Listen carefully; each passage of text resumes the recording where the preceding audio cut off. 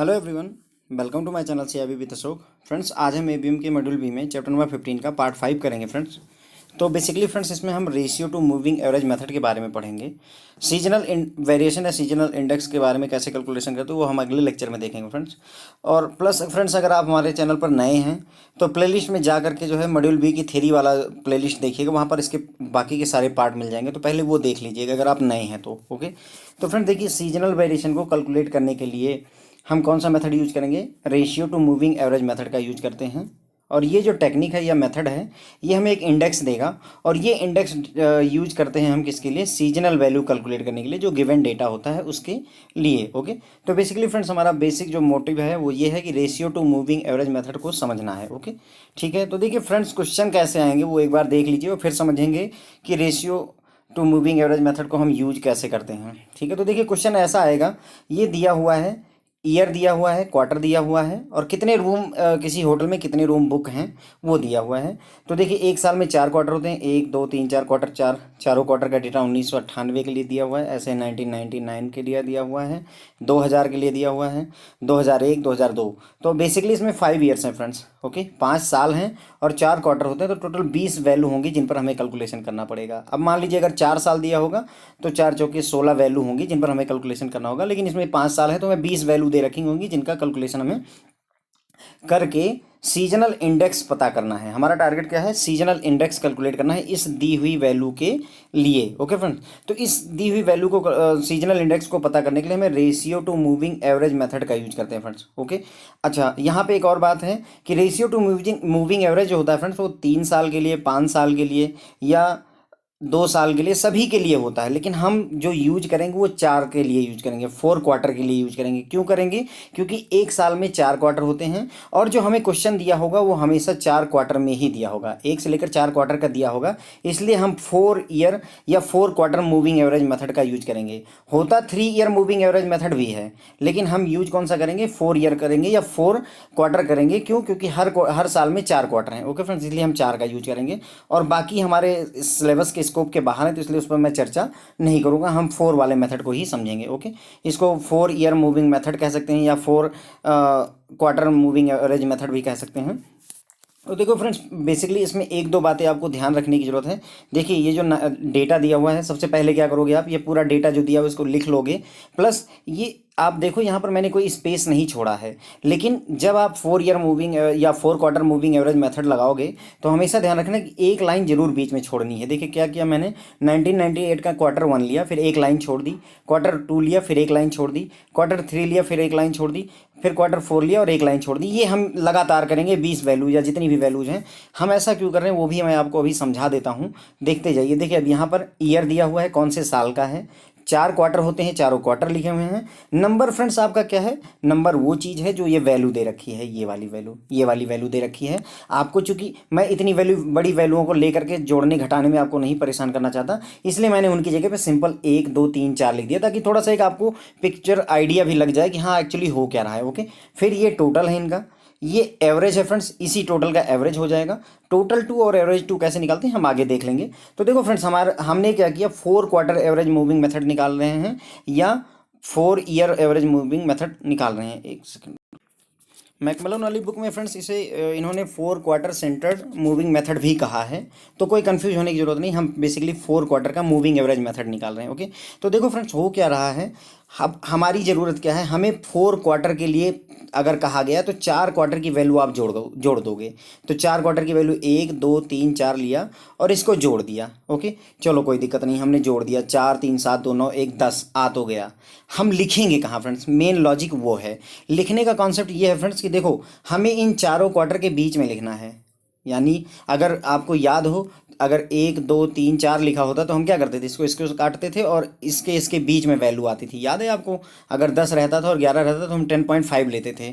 तो वही सिचुएशन है कि क्वार्टर 1 और क्वार्टर 4, अब इसका देखिए, जैसे 4 वैल्यू हैं, मिडिल पॉइंट क्या आएगा? 4 और 1 जोड़ा, उसका आधा किया, आ गया 2.5, है ना, 2.5। तो 2.5 कहाँ होगा फ्रेंड्स आपका? देखिए, यहाँ पर 1 लिखा है आपने, ये दूसरे नंबर का है, ये तीसरा क्वार्टर है, ये चौथा क्वार्टर है, तो 2.5 नंबर क्वार्टर कहाँ पे है, इसीलिए हमने एक लाइन छोड़ी हुई थी ताकि 2.5 नंबर क्वार्टर, ये आपका 1.5 नंबर क्वार्टर हो जाएगा, ये आपका 3.5 नंबर क्वार्टर हो जाएगा। देखिए कैसे, 1 और 2 के बीच में क्या आएगा, 1.5 आएगा, 2 और 3 के बीच क्या आएगा, 2.5 आएगा, 3 और 4 के बीच क्या आएगा। तो अगर ये वाले कॉलम में मुझे भरना पड़े तो इसमें ज़्यादा गणित नहीं लगानी है, 3.5 हो गया। अगर इसी तरीके से मुझे 4 और 5 के बीच लिखना पड़ जाए तो ये वाला जो गोला है 4.5 हो जाएगा। ओके, तो मैंने क्या किया, मैंने 4 क्वार्टर की वैल्यू ली, उनको जोड़ दिया, 1 + 2 + 3 + 4, इसको जोड़ दिया, टोटल आ गया 10। मैंने 10 जो है लिख दिया, लेकिन मैं लिखूंगा कहाँ, मेन लॉजिक वही है जो आपको समझना है। हमने समझ लिया कि हम लिखेंगे कहाँ पे,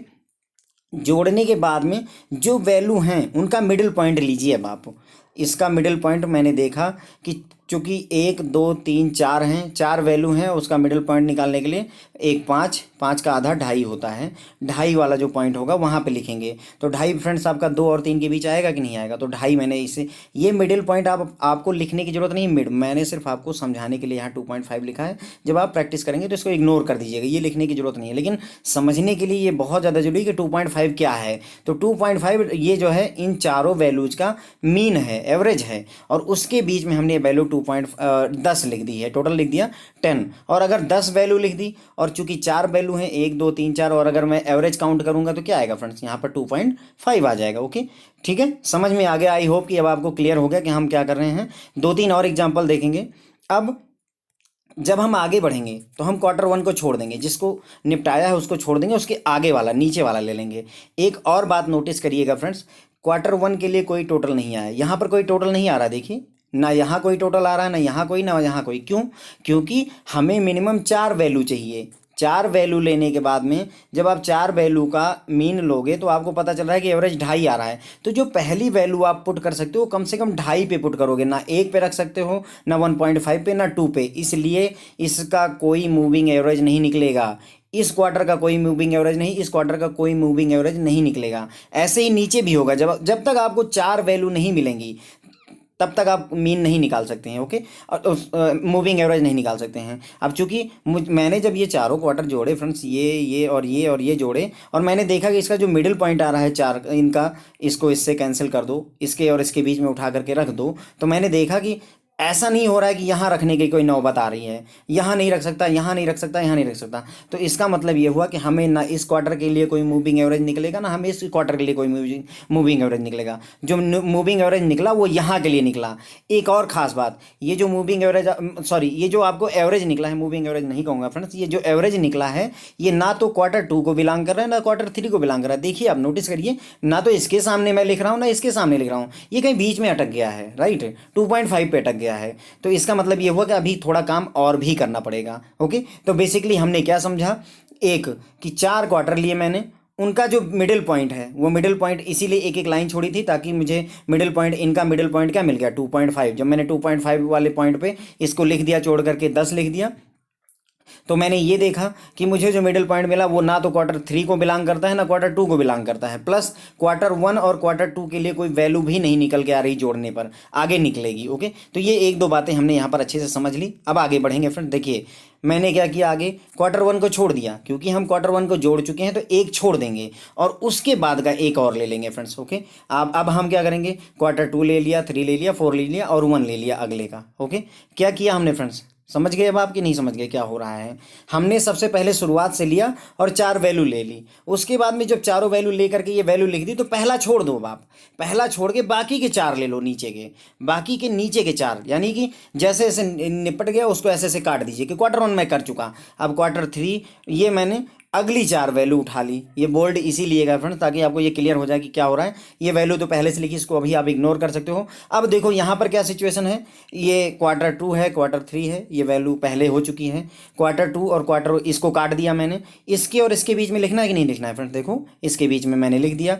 या अगर आपको नहीं ऐसा समझ में आता है तो ये जोड़ करके लिख दो आप, कोई दिक्कत नहीं है। 2 3 5 5 10 4 14, 14 का आधा 4 से आप डिवाइड करोगे तो 3.5 आएगा, तो ये 3.5 आ गया, यहाँ पर लिख दिया। या फिर चाहे आप जोड़ के लिखना चाहो वो भी मेथड ठीक है, या फिर ये मेथड यहाँ से एक काटा यहाँ से एक काटा और इसके बीच में लिख दिया वो भी ठीक है। या फिर सिंपल तरीका ये है कि आपने जो वैल्यू लिखी है उसके एक बाद देखिए, आपने यहाँ पर वैल्यू लिखी तो अगला यहाँ पर लिखूंगा।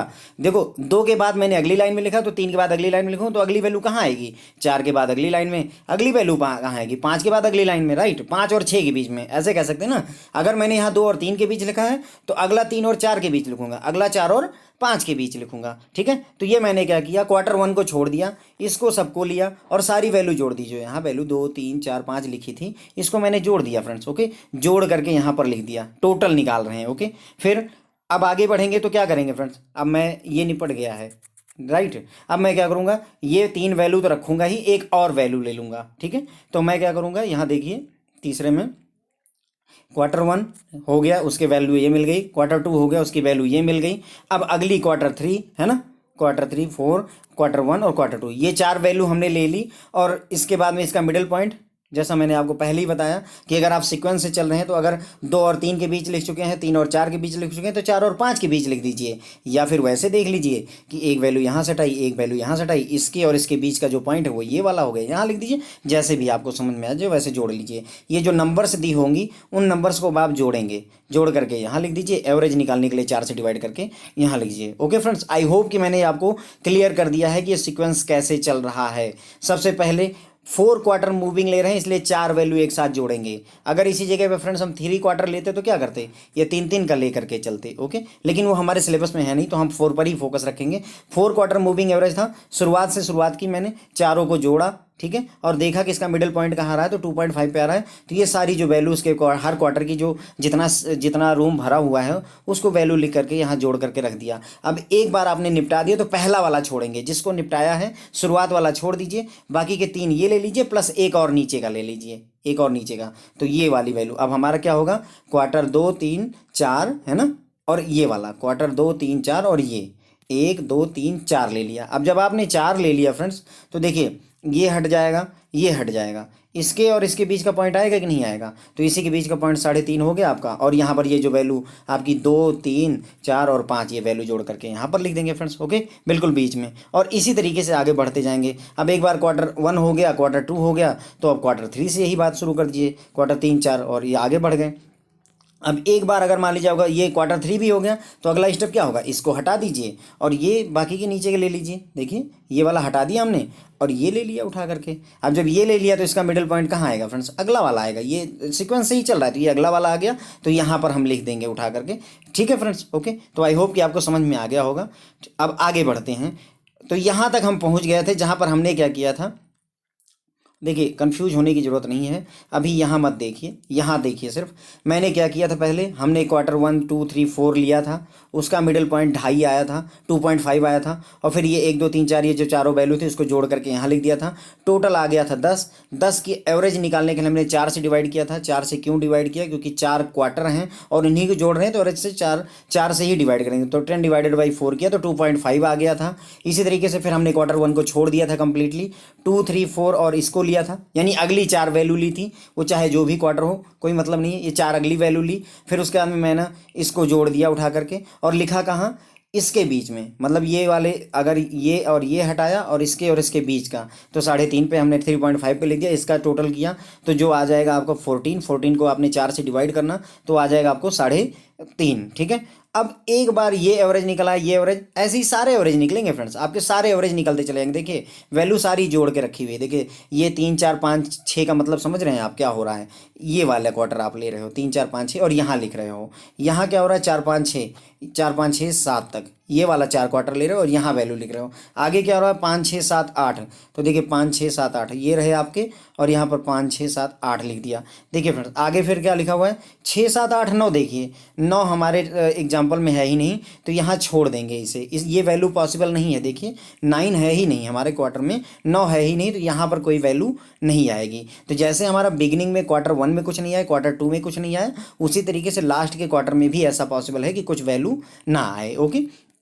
मैंने क्या किया, एवरेज निकाल लिया इनका, ठीक है फ्रेंड्स। मूविंग एवरेज चार चार का जोड़ा बना करके एवरेज निकाल लिया मैंने। ये काम अगर हो गया, अब मैंने आपको ये बताया था कि देखो फ्रेंड्स, जो आप ये 2.5 और 3.5 लिख रहे हो ना, ये ना तो क्वार्टर टू की वैल्यू है ना क्वार्टर थ्री की वैल्यू है, तो है किसकी वैल्यू? ये किसी की वैल्यू नहीं है ना। 2.5 मैं क्या कहूँ, क्वार्टर टू का एवरेज है 2.5, या कह दूँ क्वार्टर थ्री का एवरेज है 3.5? नहीं, किसी का भी नहीं है। तो अगर किसी का नहीं है तो मुझे इसको क्वार्टर थ्री का लेने के लिए बेहतर होगा कि मैं इन दोनों का एवरेज लेकर के लिख दूँ। समझ गए बात? ये कैसे हो रहा है? 2.5 और 3.5, 2.5 और 3.5 को लिया, ऐड कर दिया टोटल। देखिए इनके मिडिल पॉइंट पे, यानी ये वैल्यू उठाई, ये वैल्यू उठाई और इनके मिडिल पॉइंट पे ऐड कर दिया, जोड़ा इनको 6 आ गया। और चूंकि अब दो वैल्यू जोड़ी है आपने, तो उसका हाफ कर देंगे एवरेज निकालने के लिए, तो 6 का आधा 3 हो जाएगा, इसलिए यहाँ पर हमने 3 लिख दिया है फ्रेंड्स।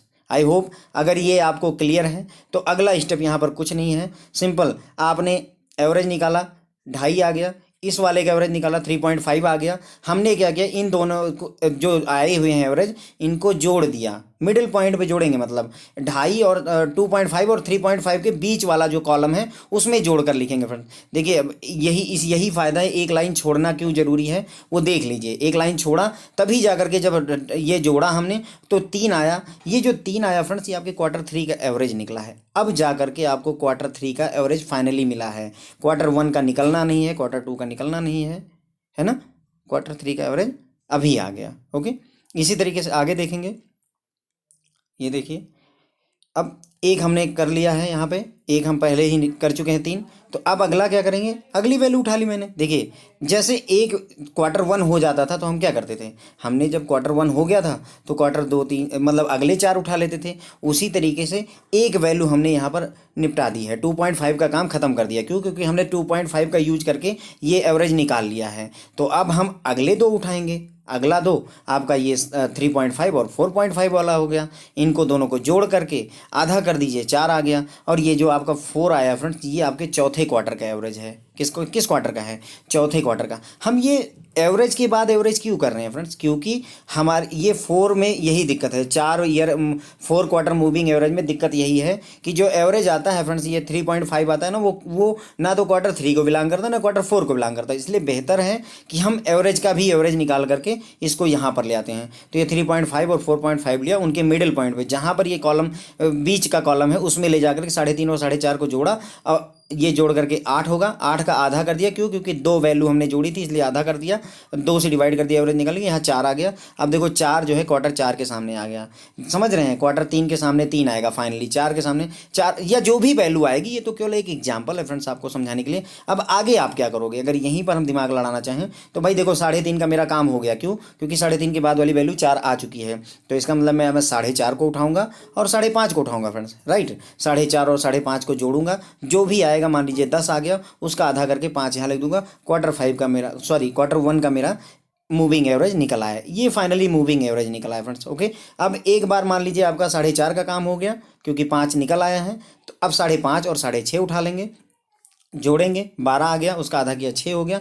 क्वार्टर टू का भी मूविंग एवरेज निकल आया फ्रेंड्स। तो वही चीज़ यहाँ पर मैंने आगे आपको समझाई हुई, देखिए, है ना। हमने ये क्या किया था, 2.5 का यूज कर लिया, 2.5 का 3.5 का यूज करके उसके नीचे वैल्यू निकाल के रख दी यहाँ पे, ठीक है। तो जिसकी वैल्यू निकल के आ गई, देखिए 2.5 के बाद वैल्यू निकल आई, यस। 3.5 के बाद वैल्यू निकल आई, यस। तो इसका मतलब 4.5 और 5.5 लेना है ताकि हमें ये वैल्यू मिल जाए। अब 4.5 कैसे आया है वो हम पहले ही देख चुके हैं, दोनों के लिए एवरेज किया और 5 आ गया। ओके, इसी तरीके से एक और एग्जाम्पल देख लीजिए, पूरी तरह से आपको क्लियर हो जाएगा। ओके, ये देखिए, ये सारा का सारा एक साथ में ही समरी है। तो फ्रेंड्स अब आप देखो, समझ में आपको मेरे ख्याल से आ गया होगा। क्वार्टर वन की कोई वैल्यू नहीं निकली, क्वार्टर टू की कोई वैल्यू नहीं निकली।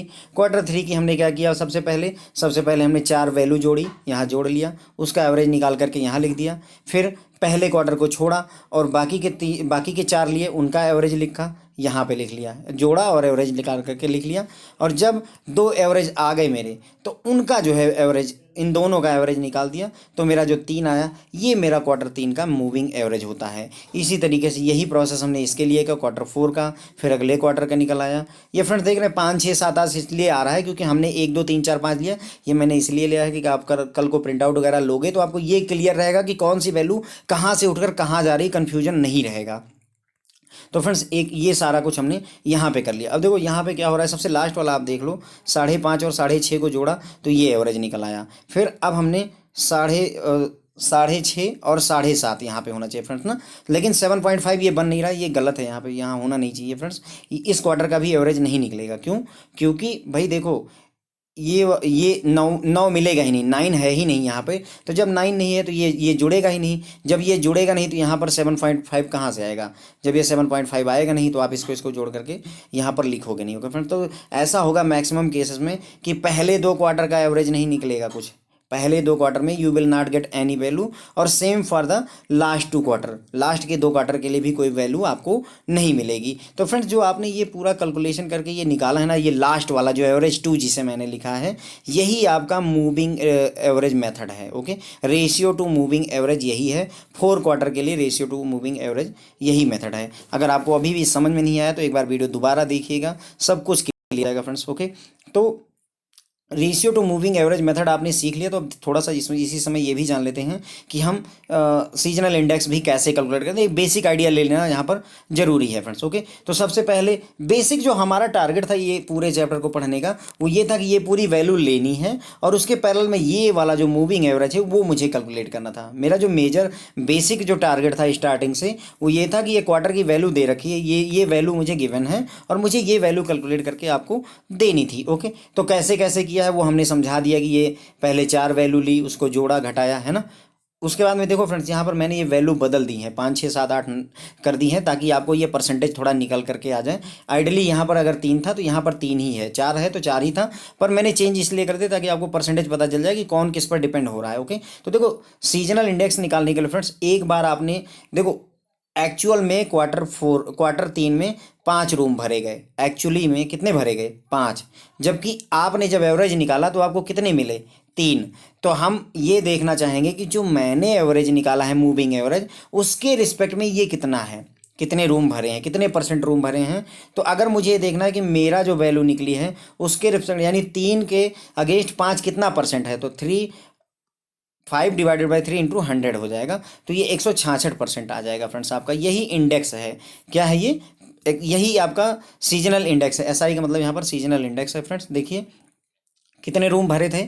6। मैंने एवरेज निकाला कितना आया? 4 का, तो कितना परसेंट है? यानी जो मेरी एक्सपेक्टेशन है, जो मेरा जो ये मेरा मूविंग एवरेज है, मेरा मूविंग एवरेज कहता है कि सिर्फ 4 रूम फिल होने चाहिए, जबकि आपके 6 रूम एक्चुअल में फिल्ड थे। तो कितना परसेंट आपके रूम फिल्ड थे मेरी मूविंग एवरेज के मुकाबले में? तो अगर आप इसको कैंसिल करोगे तो ये 150% आ जाएगा, ओके फ्रेंड्स। आप होप है कि आपको समझ में आ रहा है मैं क्या कहना चाह रहा हूँ यहाँ पे। देखिए मूविंग एवरेज कहता है कि कुल 5 रूम भरने चाहिए, आपके एक्चुअल में 8 रूम जो है बुक हुए पड़े हैं।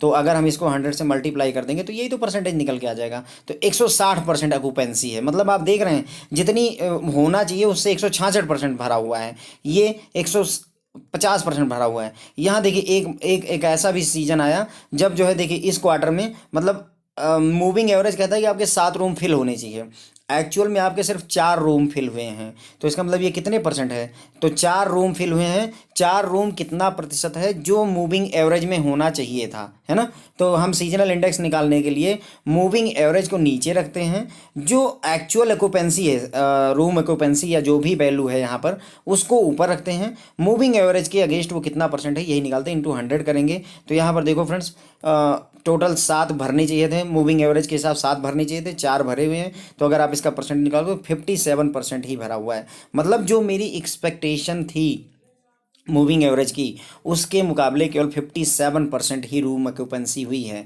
बाकी के रूम खाली रह गए, ओके। तो ये है friends ratio two moving average का पूरा कॉन्सेप्ट, और कैसे कैलकुलेशन करते हैं, कैसे इंडेक्स निकालते हैं। सीजनल इंडेक्स भी मैंने आपको समझा दिया, सिंपल है। देखिए सारी वैल्यू निकल आने के बाद में ये सारा कुछ भूल जाइए, बस केवल ये देख लीजिए कितने एक्चुअल में रूम फिल हुए हैं, आपका एवरेज कितना आया है, बस 2 वैल्यू रखिए, कितने रूम एक्चुअल में फिल हुए हैं, कितना एवरेज आया हुआ है। अब मूविंग एवरेज को हमेशा जो है नीचे में रख लीजिएगा मूविंग एवरेज को। तो अब जैसे इस केस में ले लें 8 और 5, तो मूविंग एवरेज कहता है 5 रूम भरे होने चाहिए, जबकि भरे 8 रूम हैं। मूविंग एवरेज को नीचे रखा, इंटू 100 कर दिया, आ गया मेरा उठ करके 160% रूम की ऑक्यूपेंसी है, ओके फ्रेंड्स। तो ये अब अगर आपने ये पूरा कॉन्सेप्ट समझ लिया है तो रेशियो टू मूविंग एवरेज आपको क्लियर हो गया है। अब असली जो क्वेश्चन था आपका वो ये था फ्रेंड्स, देखिए मैंने वहाँ 1 2 करके आपको समझा दिया है, जबकि ये Q1 Q2 Q3 पूरा ये डेटा दिया हुआ है आपको। और ये इसके लिए जहाँ 1 2 3 था फ्रेंड्स, ये लगातार 6 7 8 मैंने 8 ही क्वार्टर के लिए गया था, जबकि ये आपको 20 क्वार्टर के लिए करना है। तो अब उसको जो है फ्रेंड्स देखते हैं कि मतलब ये अगर लंबी कैलकुलेशन है तो वो कैसे होगी। देखिए सबसे पहले 1998, सबसे पहले तो आप ये पूरा डेटा लिख लीजिएगा एक एक लाइन छोड़ करके। 1998 का Q1 Q2 Q3 Q4, 1999 का चारों क्वार्टर, 2000 के चारों क्वार्टर, 2001 के चारों क्वार्टर, 2002 के चारों क्वार्टर का डेटा आपने यहाँ पे लिख लिया, ये जो दिया हुआ है। ठीक है, 1861 रूम भरे, Q2 में 2203, Q3 में 2415 और इसमें 1908। एक बात आप वैसे भी नोटिस करिए, यहाँ कम और यहाँ कम सीट भर रही है, यहाँ 2200 2400 भर रहे हैं, जबकि यहाँ पर 2000 भी नहीं हो रहा है। ओके, तो Q3 और Q4 जो है 2 ज़्यादा बिजी लग रहा है। ओके, अब शुरुआत करोगे, जैसे चारों क्वार्टर उठाओगे, यानी ये चारों वैल्यू आप जोड़ोगे। देखो 1 2 3 4 चारों वैल्यू हमने जोड़ दी, क्योंकि 4 क्वार्टर मूविंग एवरेज हम मेथड यूज करेंगे। चारों वैल्यू जोड़ोगे तो 8387 आ जाएगा, 4 से डिवाइड करोगे तो एवरेज आ जाएगा 2096.8 इसका। इसी तरीके से अब Q1 हो गया है आपका, तो ये 4 वैल्यू उठाओगे, अगली 4 वैल्यू आप उठा लोगे, उसका जब एवरेज निकालोगे जोड़ोगे तो 8 4 4 7 आ जाएगा, और ये इसका एवरेज 2118 आ जाएगा। ओके फ्रेंड्स, ये हमने कैसे लिखा है यहाँ पर, अगर देखना चाहें तो ये 4 क्वार्टर हैं हमारे। ठीक है, ये चारों क्वार्टर की वैल्यू हमने उठा ली, तो इसको और इसको कैंसिल किया, और इसके और इसके बीच में ही लिख दूंगा मैं उठा करके ना, यही तो कर रहा हूँ मैं, तो इसीलिए यहाँ पर लिख दिया। उसके बाद में अगर मैंने Q1 का काम हो गया तो बाकी के 4 क्वार्टर उठाए और इसको हटा दिया, इसके बीच में लिखूंगा तो ये वाला क्वार्टर आ जाएगा, यहाँ पे लिख दिया। इसके बाद में जब ये 2 क्वार्टर हो गए तो तीसरा क्वार्टर, और ये 4 वैल्यू उठाई, ये 4 वैल्यू में ये हटा दिया, ये हटा दिया, तो इनके और इनके बीच में लिख देंगे। तो इसीलिए ये जोड़ करके पहले आप टोटल कर लीजिएगा, एवरेज बाद में निकालिएगा, क्योंकि कैलकुलेटर में क्या होगा कि ये 4 वैल्यू आपने जोड़ी, फिर क्या करिएगा, इसको जोड़ दीजिएगा, इसको घटा दीजिएगा, तो थोड़ा ईजी पड़ जाएगा आपको जोड़ना। फिर एक बार जब एवरेज निकल आया तो मैंने आपको ये भी बताया कि जो ये वैल्यू आपकी एवरेज निकल रही ना तो Q2 को बिलोंग करती ना Q3 को बिलोंग करती है, तो इसीलिए हम क्या करेंगे, एक बार और एवरेज निकालेंगे, 2 के एवरेज इस बार निकालेंगे। इनको दोनों को जोड़ा और उनका जो एवरेज है बीच में लिख दिया। जब आपने इसे बीच में लिख दिया फ्रेंड्स, तो ये आपका Q3 का एवरेज निकल आया। क्या निकल आया फ्रेंड्स, Q3 का एवरेज, मूविंग एवरेज निकल आया। जब अब Q1 और Q2 का एवरेज नहीं निकलेगा, Q3 का एवरेज निकल आया। अब सीजनल इंडेक्स कैसे कैलकुलेट करते हैं, मैंने आपको बताया था कि मूविंग इंडेक्स को नीचे रखेंगे, तो 2104 रूम भरे होने चाहिए मूविंग एवरेज के हिसाब से, और भरे कितने हैं 2415, तो उसे ऊपर रख दिया, इंटू 100 करोगे तो 114.8% आपको मिल जाएगा। ओके फ्रेंड्स, तो इसी तरीके से ये पूरी कैलकुलेशन नीचे तक की गई है फ्रेंड्स। ओके, ये सारी कैलकुलेशन। अब एक और बात देख लीजिए, यहाँ पे सबसे लास्ट के 4 वाले उठा लेते हैं। ये लास्ट के मैंने 4 उठाए, अब बताओ ये हटेगा, इनके बीच का यहाँ लिख दिया। ओके फ्रेंड्स, तो यहाँ लिख दिया, इसका एवरेज निकाल दिया, कोई दिक्कत नहीं है।